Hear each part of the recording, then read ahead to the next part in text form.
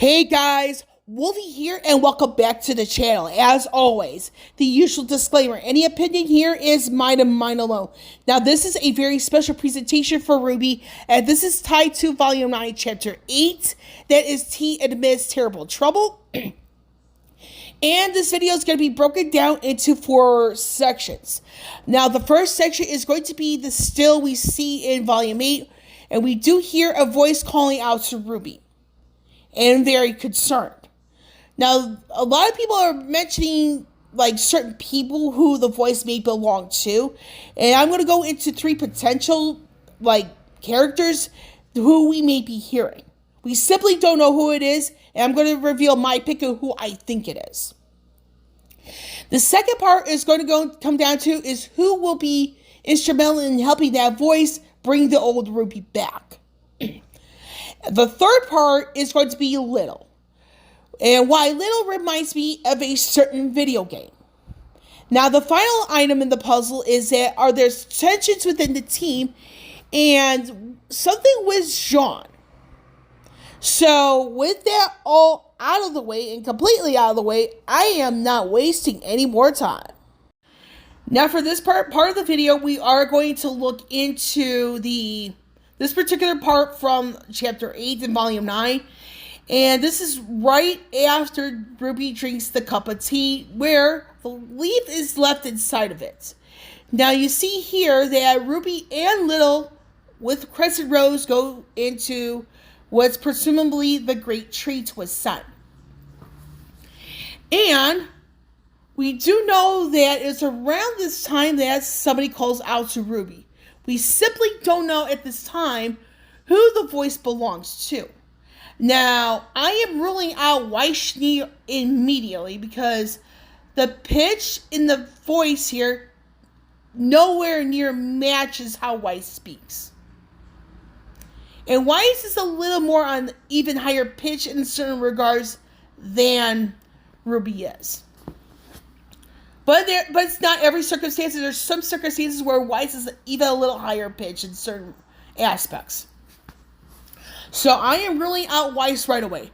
Now the second person I am ruling out here is Yang. Because Yang is a little more of a deeper tone. Although feminine. And it's perfectly normal for very females to have a more deeper voice. And still remain feminine.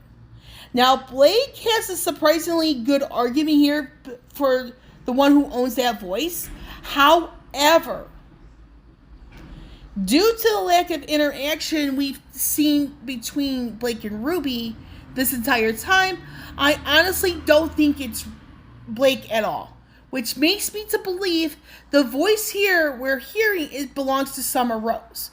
Because there's a lot of hints alluding to her in this entire volume. And then Summer's been mentioned in an increasingly more context since Volume 6. And you have to remember, we don't know much about Summer Rose. The only thing we do know for sure is Silver Eyes, and it's an invisible monster took her. And Salem has talked about her as well. So it's one of those things. It's like we're probably going to be seeing what Summer sounded like. And the fact that the voice is slightly high-pitched, but not as high-pitched as RWBY, is like, I feel that this is Summer Rose we're going to be hearing for the very first time.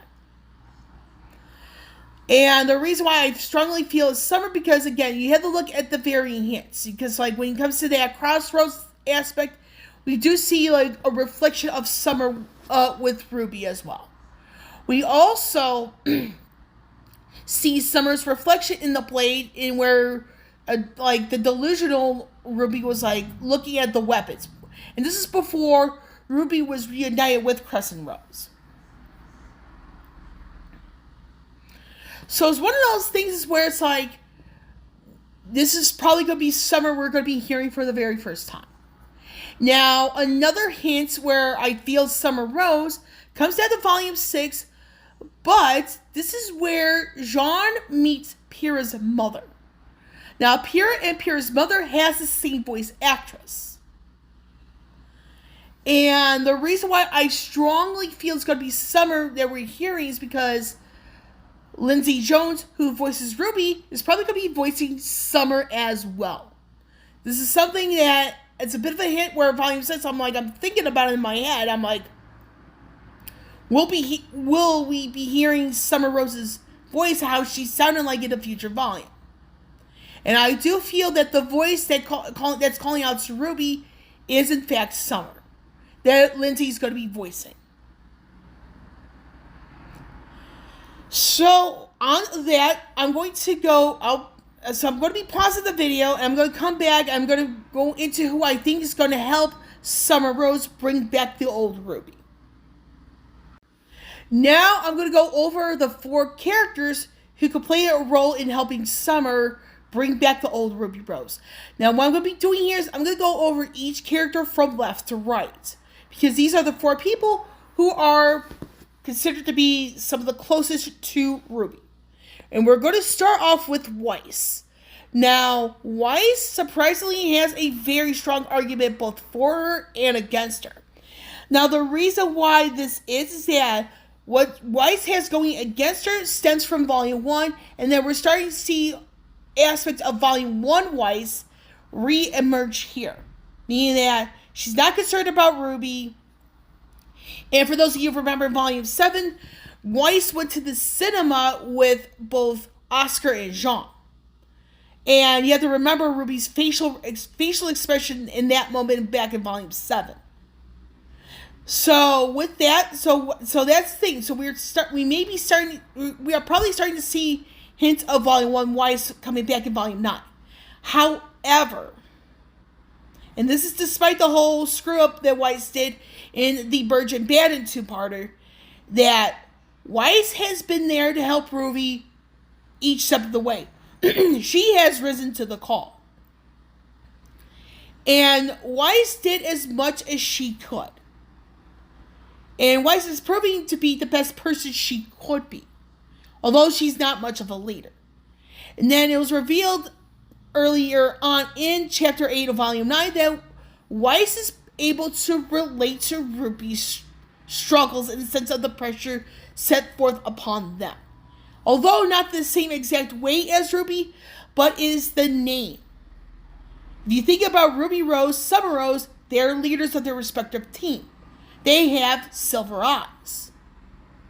And it's by, guilty by association that there's a lot more pressure on them because of their name, of what they could do. Weiss, in the sense of she's a Schnee. Everybody knows the Schnee family. The Schnee does company. And the fact that Weiss can sing. So it is because of Weiss's ability to relate to Ruby in the sense of the name, what you could do, what you could be. Weiss has a very strong argument in this regard. Now for Jaune, this is one of those characters I am the closest to rolling out in this scenario. Reason being is that, granted, he's a leader like Ruby, but you have to remember, it was back in Volume 1 where Ruby got a certain item out of Jaune's ass. Ruby saw the same type of potential in Jaune that Ozpin did. Perhaps the biggest thing going against Jaune is that he has withheld information. And we all know that he has had a much bigger role in Penny's death, and it's something that Jaune has yet to reveal to Ruby. However, in this regard, Ruby had looked at him with a look of betrayal of sorts. And I have a feeling that Ruby, of all people, realized that Jaune was the one who killed Penny at Penny's request. Now we're going to go into Blake. Now, she's got a lot going against her, and the main reason here, perhaps the sole reason, is due to lack of interaction between the two. Now, when it comes to the fighting pairing of Blake and Ruby, we've only seen that one time, and that was Volume 8, and they nearly got killed. Although we do know that Blake was the one who called out to Ruby, get your head out, come on, wake up, I need you, all that stuff. Outside of that fight, we never really see those two really interact. And this is one of those cases where I will be really out Blake before everybody else, due to that lack of interaction. Now, Yang, what she's got going against her, surprisingly, is that when it comes down to certain things back in Volume 1, where Blake here chose to question Ruby's reasoning to be a huntress, and Weiss choosing to question Ruby's abilities, it was Yang who chose not to question. She was blindly going along with certain things. Now you have to remember Volume 6, Chapter 2, she went along with Blake's idea for the sake of money to have Weiss be turned into Atlas. So, and this is one of those things that this definitely will affect Ruby in that regard. The whole thing with monetary reasoning behind turning Weiss in. However, Yang is related to Ruby via tie, and there have been times where Yang put herself on the line for Ruby. Again, Volume 8, she was the first one to fall. And then at the end of Volume 6, where it's like it helped, Yang helped Ruby, get by more time. So there are a few instances here and there, but there's a lot more on Yang in sense of going against, in sense of where Ruby needed her support the most, Yang chose to ignore. So with that, would it be Jaune that helps Summer bring Ruby back, or would it be Weiss? Now, because her ability to relate to Ruby in varying ways, whereas no one else could, my money is on Weiss. Weiss is the one that helps Summer out the most here, because you have to think about it, being able to relate, the name, your abilities, what you could do, what you could be. Anything tied, to that type of pressure. Weiss understood Ruby the best. And in ways, better than Jaune, despite Jaune being the Team Juniper leader, better than Blake because lack of interaction, and the fact that they fought together once nearly resulted in near death, and Yang for choosing to ignore Ruby when she needed her the most. And Yang also choosing to support Ozpin's decision to have Ruby go into Beacon 2 years ahead of time. And that part right here is where I feel like I said, Weiss will be the one to help Summer Rose out, more so than the rest, because the ability to relate. And if you really think about it, Weiss had a bit of a connection to Penny as well. I am back, and for this particular portion of the video, we're going to be focusing a little bit on Little here, and why this particular scene reminds me of a particular video game, and for what I could see happening at some point in the remaining 2 chapters of Volume 9. Now, you get to see here that with Little, Ruby, goes into what's presumably the Great Tree alongside Ruby's weapon, Crescent Rose. Now, the scene reminds me, like I said, of a particular video game, and I'm revealing which one it is right now. The video game in question is Lightning Returns Final Fantasy XIII. Now, as a trilogy, this is the very first trilogy in the main series for Final Fantasy, where it features a female character as the protagonist. And the protagonist here is Claire Lightning Farron. Now, for the particular trilogy, it has a span of 1,000 years in the sense of the time. With that being said, the focus for this part of the video is going to be on Lightning Returns and how it relates to Ruby and Little. Now, for Lightning, in the events of Lightning Returns, she awakes up from her crystal stasis about 13 days before the world is supposed to end. And by the world, the old world. The merge of Nova Chrysalia and Grand Pulse, because Cocoon was already destroyed.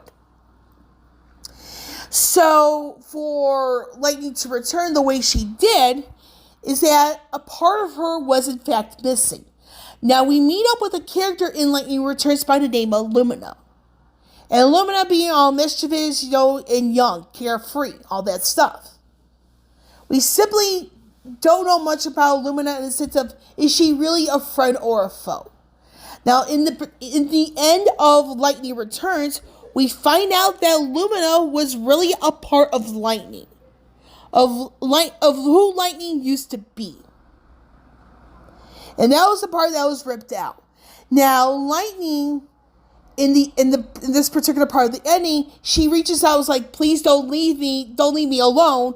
I need you, help me." And Lumina merges with Lightning so that Lightning is whole once again. And we all know what happens like in the aftermath of that, pertaining to the ending of Lightning Returns Final Fantasy XIII, which is the third game within that trilogy. Now, how does this particular part of Final Fantasy XIII, specifically Lightning Returns, how does this relate to Ruby and Little in Volume 9? Now, for those of you who need to pay really close attention here, and I'm going to zoom in, I'm going to lay no focus on the weapon, but Ruby and Little themselves. So, you see here the glow between Ruby and Little. They're glowing at the same time. Ruby drank the contents of the cup of tea. Now, Little is the old Ruby, who Ruby used to be. The Ruby before she had that breakdown. And whether or not were like the signs of the breakdown, I do feel it was from before Volume 9 began. So for me, for Lightning Returns, and especially, Lumina and Light being a part of Lightning, Little is a part of the old Ruby. Meaning that we're going to see a bit of a merge of Lightning, a merge of Little being returning to Ruby in this case. Now to the final topic of this particular video. Are there any unresolved tensions within the team? The short answer is yes. And some of the tensions are going to be tied to Weiss and Yang that stem from Volume 5. Now, we're going to go into if you guys remember that freezer burn moment hug, where Weiss admitted that she missed Yang and the team, Yang was surprisingly hesitant about returning the hug. Now, you see this same hesitancy when it comes to Weiss and Yang hugging in the end of Volume 5, Chapter 6. So it's 2 episodes later, literally. That same hesitancy. Now, if you remember Volume 6, Chapter 2, you have to remember, Yang was like, if it's like the reason, for us to get there is money, then so be it. So Yang was more about like wanting Weiss off the team. Although this would have hurt Ruby's feelings really bad, for being that selfish. And remember, Yang's reasoning to say Weiss, she was agreeing basically with Blake on this one. But you have to remember the whole thing with Weiss and Yang, it's like I think they're still clashing. Now, for those of you who remember the first coffee novel, I believe it was After the Fall, or I'm not so sure if it's After the Fall or Before the Dawn. I do know it's one of those two, where it's revealed in the past that Yang thought of Weiss as being an elitist. And for the record, both of the coffee novels, I believe there's another one tied to Neo and Roman, but both of the coffee novels, and Teen Coffee, I should say, those are canon. So it is revealed that Yang has had some hostility up towards Weiss for some time. It's never really been revealed on screen. And then you have to think about Volume 7, while they went clubbing, Weiss was at a loss for words before it decided to agree to go to the cinema. So I do feel there is a lot of tension that's unresolved between Weiss and Yang. Now, pertaining to Weiss and Blake, I do feel there might be some tension in that regard as well. Now, if you really think about it, it's like some of Blake's actions in the sense of like how she is towards certain people, it's like it's been in and out and inconsistent. Meaning that we're probably going to be seeing some tensions right then and there as well between Blake and Weiss. Now, for those of you who remember the intro to Volume 6, and more specifically the ending to that intro, we do see Weiss and Ruby coming up together. And you see that for Blake and Yang, they're on opposite sides. Hinting at tension, meaning that the entire team needs to have a real heart-to-heart. Setting certain boundaries, the whole 9 yards. And then another piece of evidence for tensions like unresolved between Weiss and Yang comes to that the reunion hugs. I need to English right now, folks. And the hug between Weiss and Yang seemed to be the least sincere. Now, this can be supported by the fact that Weiss had a surprising reaction to the whole thing between Blake and Adam. Now, people can interpret it one of two ways. One of the ways could be, Weiss's genuine state of shock, being like, yikes, I can't believe you went through all that. Or it could be half-assed and sincere. We simply do not know. And because we do not know, it's like there is possible tensions like resurfacing in or unresolved between Blake and Weiss. However, I do strongly feel that with Weiss and Yang, it is 100% unresolved. And you have to remember the Teen Coffee novel where Yang has thought of Weiss being an elitist, where it's like, really? You really don't know as much as you think you do. Now, for Jaune, it's like a bit of it's more or less the jury is out in some respects. However, I think things are going to come to a head between Ruby and Jaune. And the reason why that is because of Penny's death. Weiss told Ruby all that she was able to. However, Jaune has to fill in the rest. And the reason why Jaune has yet to do so is for reasons unknown. However, if you remember Ruby's facial expression when she looked at Jaune after he yelled at her, it comes to show that Jaune has been withholding information, extremely important information. And I think the fact that he's done that sort of thing is going to have a lot of things coming. If you look at Jaune and Ruby, they're going to be butting heads. And not in a good way. So, to not only recap everything in this video, but to end this video, I feel that first and foremost, Summer's voice is the one we hear that reaches out to Ruby. Second, Weiss will be the one who helps Summer bring the old Ruby back.